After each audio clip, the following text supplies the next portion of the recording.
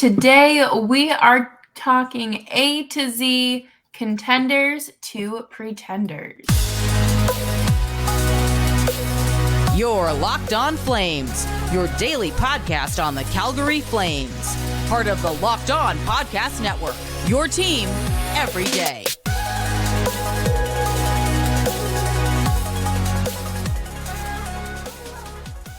Hello, everyone, and welcome to today's episode of Locked On Flames. As always, I'm your host, Jess Belmosto, and joined with me today is Nick Zeraris. Nick, how are you doing? Very tired. I went to professional wrestling last night, didn't get home till like 1:30, didn't sleep great. So I'm excited to be talking about hockey to distract me from how tired I am. Honestly, I get it. Yeah. But before we dive into the hockey, today's episode is brought to you by Juusse Medical. Empower yourself when you purchase the Juusse case, providing you with a personal supply of 5 antibiotics. Get yours today at JuusseMedical.com. That's JASE medical.com. We're going to be covering the good, the bad, the ugly today because that is where we're at in leading up to the season. We got to kind of prepare ourselves who might be the sleepers, who are like actually a legitimate contender, and then who's just basement dwelling. Yes, exactly. The ethos of this episode is the Belichick quote I always use. There's 32 teams in this league. Before training camps open, 12 teams have eliminated themselves from winning the championship before the first puck hits the ice at training camp, before the first fitness test is done. These teams don't have a chance of winning the championship, and they know that. They fully know our goal this year is not to win a championship. It's to get better. It's to develop our younger guys. It's maybe we're going to give some older guys in a different situation, maybe a different type of opportunity, and maybe they stick and we can turn them into an asset, or we can keep them for when we're ready to compete. Then you have that middle class tier of teams who think they can win the championship, which is a decent chunk of the league falls into that middle category. They buy into the just make the playoffs and anything can happen. We saw it last year. The Florida Panthers went on a pretty improbable run, made it to a cup final, and then kind of ran out of gas as they got deeper and deeper into the playoffs. And then you have about, I would say for me, 6 to 7 teams that can genuinely win the championship any given year. Of course, weird things happen. This is why we talk about range of outcomes. How many different ways can something happen? But we got 32 teams. We've got about 6 to 7 that are bona fide Stanley Cup contenders.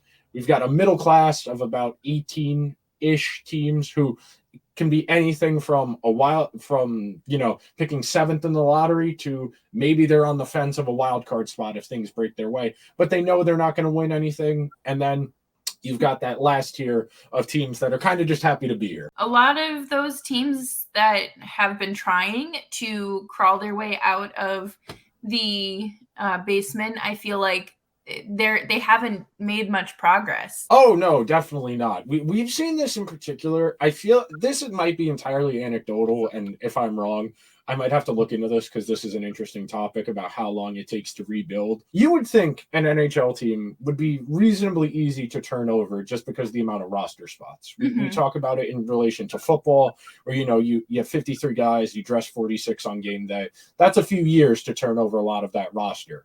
We talk about basketball. You only dress 12 guys in basketball. Basketball's the quickest to turn over. One elite player can make an average NBA team pretty good. Baseball, 25 is kind of in the middle where it takes a few seasons to kind of turn over your roster. But hockey, you would think, relatively easy to turn over. The issue with hockey and why it's kind of hard to turn over a roster and why some of these rebuilds go so long is the way the salaries are structured, where it is really hard to move expensive players because there just isn't a ton of cap space in the league in general. Real quick, I'll do this real quick mentally before we actually get into the conversation. There's 32 teams. You divide the revenue. You divide the revenue 32 ways. That's how you calculate your salary cap. So revenue in the NHL does not compare to that of the other sports. It's why the cap is so much lower. It's why Trevor Zegras' girlfriend is going to make more than him this upcoming season, which I joked about last week. But based on the offer that the Ducks maybe had floated out there, and we'll start with the Ducks because they're one of the teams that is 200 to 1 to win the Stanley Cup, the worst odds in the league.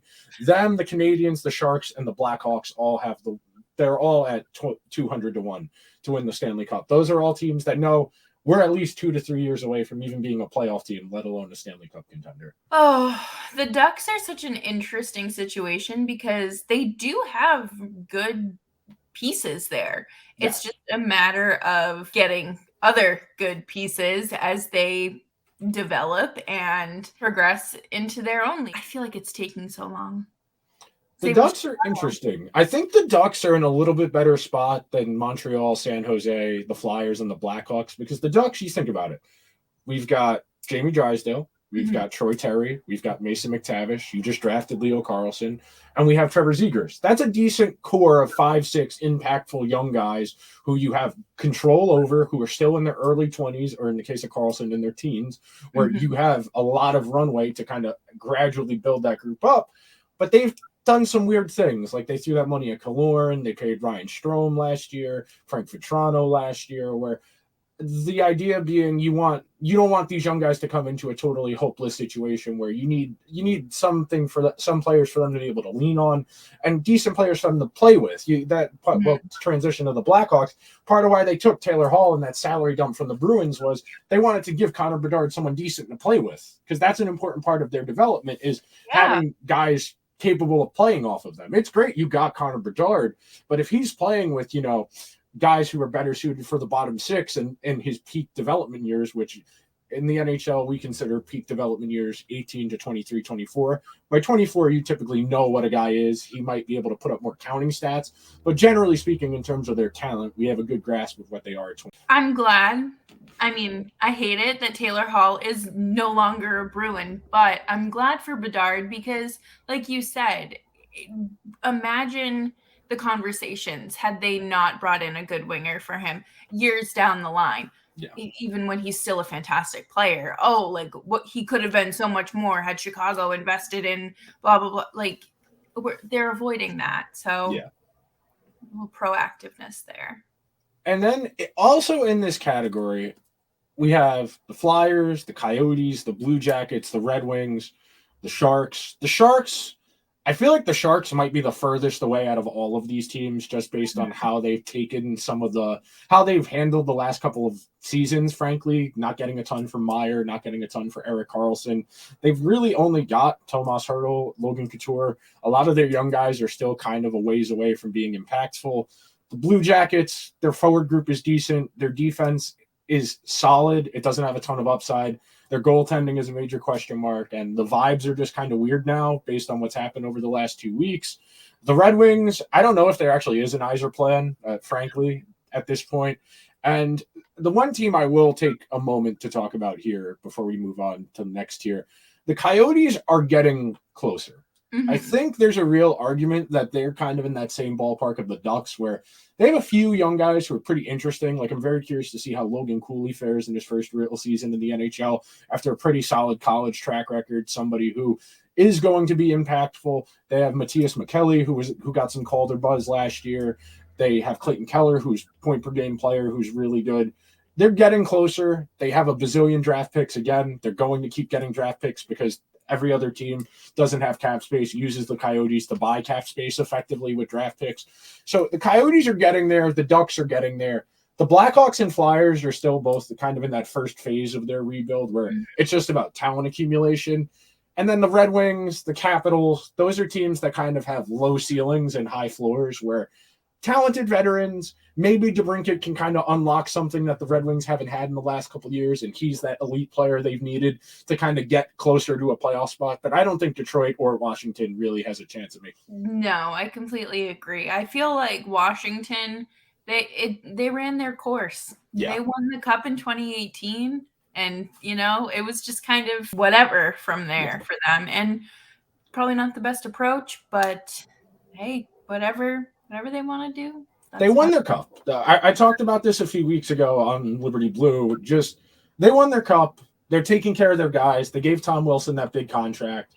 They gave Ovechkin more than they probably should have just to, keep the relationship strong. They brought Backstrom back, who says he feels good about his hip, which, God willing, a hip injury is really hard to come back from in any professional sport. Hopefully maybe Washington can kind of be that annoying spoiler team where they know they're not going to win the cup. Their main goal is to get Ovechkin 6 goals a game so he can pass Gretzky, and whatever happens, happens. And I think that's a good way to end it before we move on to the next level of pretenders. But before we do that, we are going to take a quick break here and talk to you about AG1. AG1 is a delicious way to start your day. I gave AG1 a try because I wanted some extra vitamins and all in one right there in one scoop. AG1 is a micro habit that delivers macro benefits and helps just about everybody take care of their health every day. I enjoy covering my nutritional bases for the day because it's quite literally just one scoop in a cup of water to start the day, and you're working to make your body healthier. And it's also less than $3 a day, which is less than this wonderful green tea right here. So if you want a comprehensive solution from your supplement routine, then try AG1 and get a free 1-year supply of vitamin D and 5 free AG1 travel packs with your first purchase. Go to drinkag1.com/NHL Network. That's drinkag1.com/NHL Network to check it out. Thanks everyone for hanging around with us as we cruise through the rest of the off season here on Locked On Flames. We're back 5 days a week, so make sure you're subscribed and talking to your friends about it. This is the tricky part because classifying some of these teams, you feel weird about saying some of these teams are pretenders, but frankly, they are. For them to win a championship, it would require something unforeseen and not in the most likely range of outcomes. Like you know the scene in Oppenheimer where Matt Damon's sitting there and what do you want from theory alone? Zero certainty. Well, no, there's no way to be certain. We're going based on what is most likely to happen. That is how we forecast these types of things. Mm-hmm.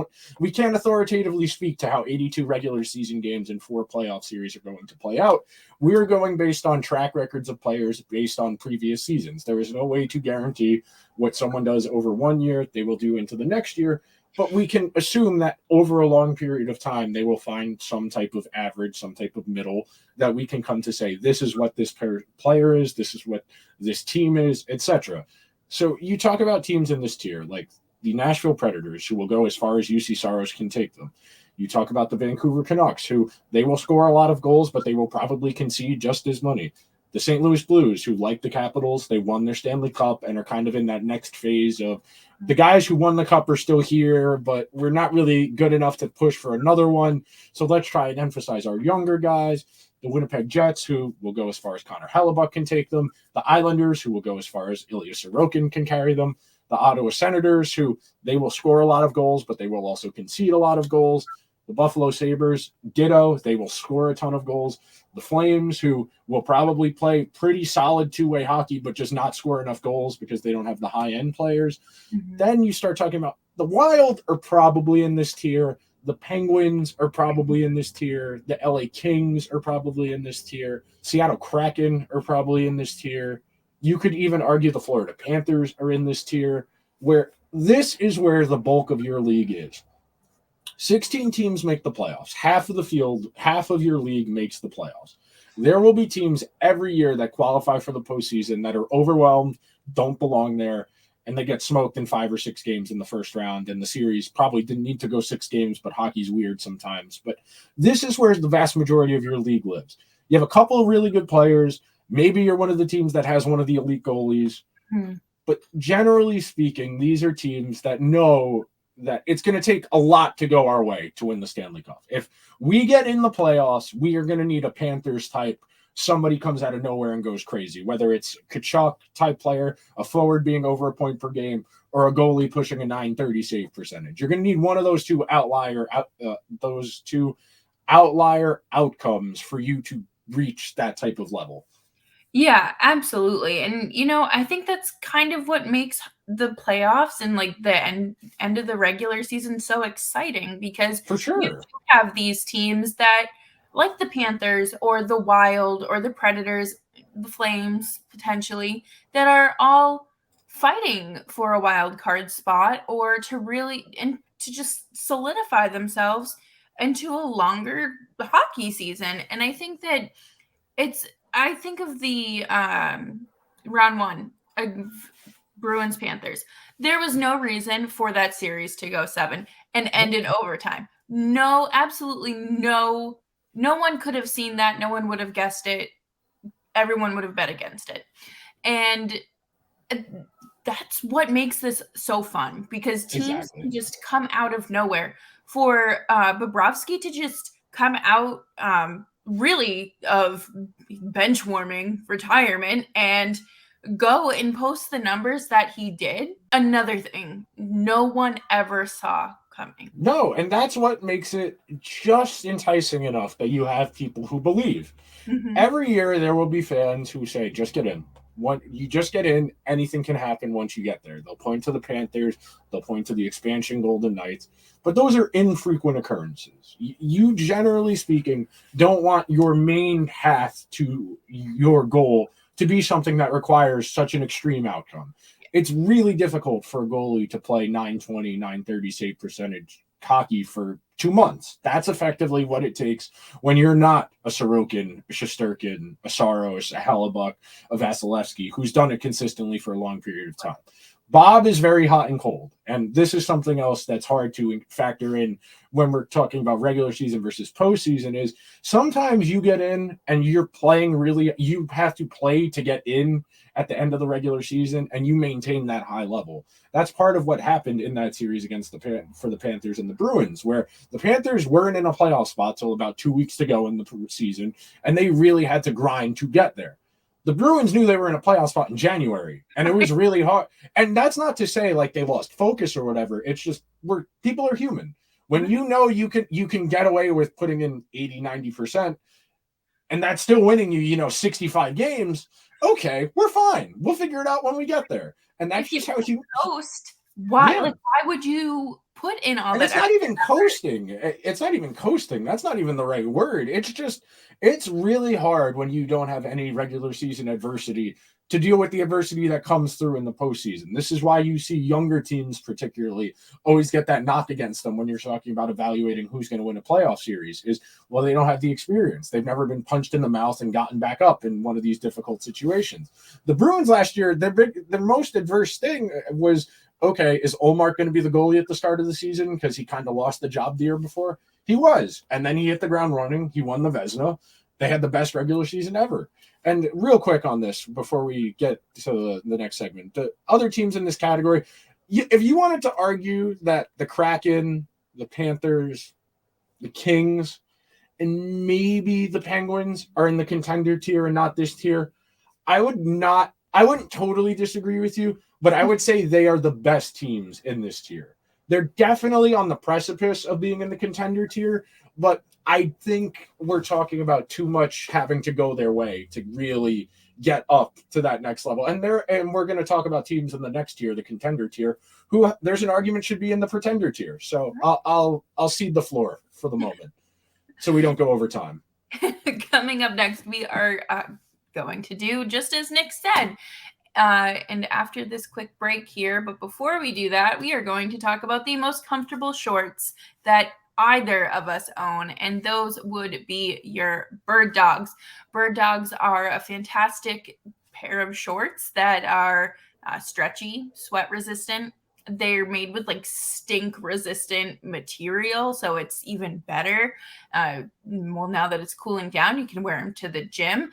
But with the Bird Dogs, they fit better than regular shorts because they are not made of stiff, restricting cotton and fabric. So Bird Dogs really are functional for any occasion. You can wear them on date nights, evenings out, the pool, the golf course, working out, lounging, work, wherever you want to be the most comfortable. Go to birddogs.com/LockedOnNHL or enter promo code LockedOnNHL at checkout for a free Bird Dogs water bottle with your order. That's birddogs.com/LockedOnNHL for a free water bottle at checkout. you won't want to take your bird dogs off, and we promise you.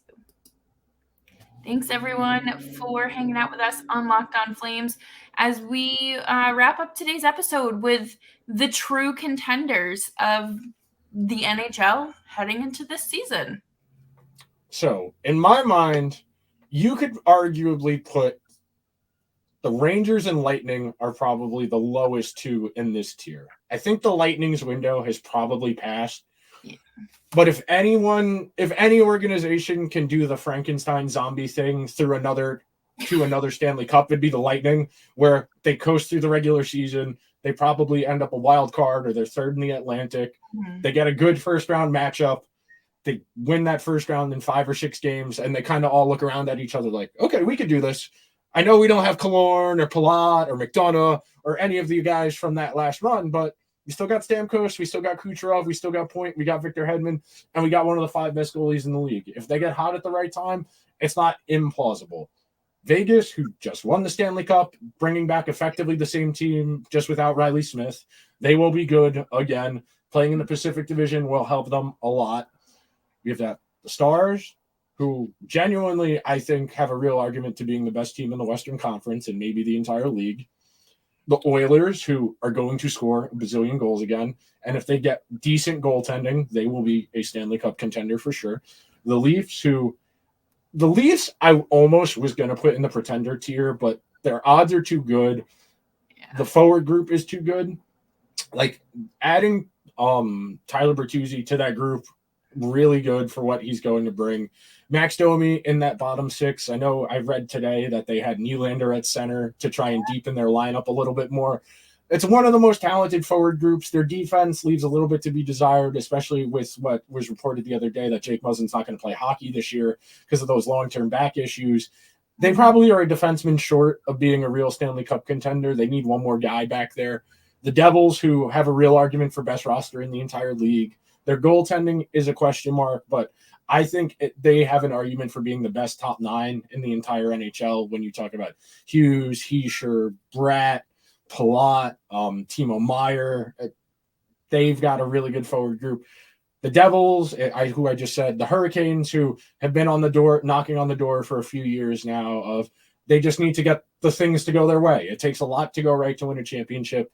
The Avalanche, who won the Stanley Cup 2 years ago, they made some interesting moves in the offseason, and when we do more division and specific stuff, we'll get deeper. But adding Miles Wood, that was kind of weird. The Nichushkin thing is still kind of weird. That hasn't really been addressed on any front. They added Ross Colton for a long term for a lot of money. Still got some of the best players in the entire league. And then the Bruins are the lowest in this tier, but I think there's a real argument the Bruins are probably in the tier before this, but based on how the odds are listed on FanDuel, I have them in the contender tier. The Bruins will be a fascinating social experiment, frankly. What happens when you lose that much institutional knowledge in one offseason? They're still a talented group, but I think there's a real chance the Bruins miss the playoffs entirely. And that's just how hockey works sometimes. It's unfair. You have players retire, guys have to move on eventually. And that's not to say Bergeron or Krejci couldn't play, frankly. They both played at really high levels last year. It's just a matter of knowing when it's time to go. Yeah, exactly. And last year's Bruins team is right where you left them. And we are going to, of course, talk more about them when we do our divisional previews. I am sick to my stomach over just face value tickets. I looked yesterday for my birthday game, Saturday night at the end of December. It was $165 to sit in the last row. And it's brutal, man. I went to one game at TD last year against the Islanders, and granted, it was a Saturday matinee, so like I knew it was going to be expensive. It was like $270 to get in, and $270 per ticket. Yeah, granted, Saturday matinee on a 3-day weekend. I understand why it was that expensive, but the Bruins charging what they do when you have this much room in the upper bowl is ridiculous. I understand that every arena renovated to squeeze in an extra couple hundred seats in the upper deck in the last 10 years. At some point, we got to have some type of consumer protections that somebody who, like me, I have a relatively big foot. I shouldn't have to sit bow-legged the entire game because my feet are too big. I really have to sit there bow-legged the entire time with my feet outwards, pointing duck style, because they are too big to be straight ahead. And granted, I'm a tall guy. I'm a little on the big side, but like I should be able to sit normally. Right. And again, you're paying all this money for an experience. Yeah. And comfort plays into it. Like, I don't need to be sitting there in like a recliner or anything super comfortable. But same thing with Fenway Park. It's just like you're expected to be, squished into a seat, and it's not fun. And I mean, I've never been to, actually that's a lie. LA seats were really comfortable and spacious. So good job, Kings. At least you're doing that right. But that does it for today's episode of Locked On Flames. Thank you so much for talking the good, the bad, the ugly with us here. Make sure you're subscribed to Locked On Flames wherever you're getting your podcasts. And of course, on YouTube, we're here for you 5 days a week. And the Flames play hockey this weekend. Yes, I will be tuned in, unfortunately. Yeah, I will be glued to my computer. Just so happy to be back. Do you have any parting words for us, Nick?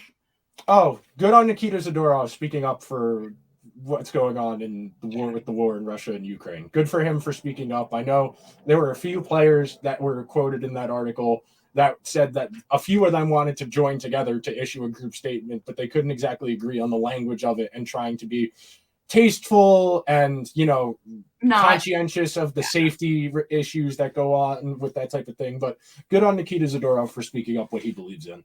Yes, absolutely. And hopefully we have a positive update on Oliver Shillington as well, because he was out today. But we will see you tomorrow.